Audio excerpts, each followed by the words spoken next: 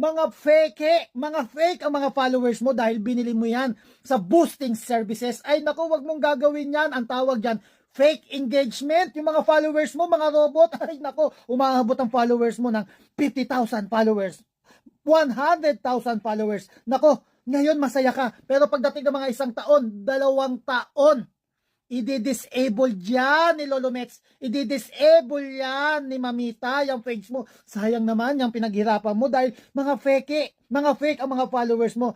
Malalaman yan dahil technology na tayo. Kaya alam yan ni Mamita, alam yan ni Lolo Mets na fake yung mga followers mo. Kaya huwag kang mamimili ng mga faking followers. Sigurado, bukas wala ka ng page. Bukas wala ka ng profile. Lahat ng reels na pinaghirapan mo, mawawala, malulusaw. Yun po, dito lang yan sa BTK TV ng California. Gusto mo maingatan ng page mo, profile mo, dito lang yan. Huwag ka nang manood sa mga tutorial na walang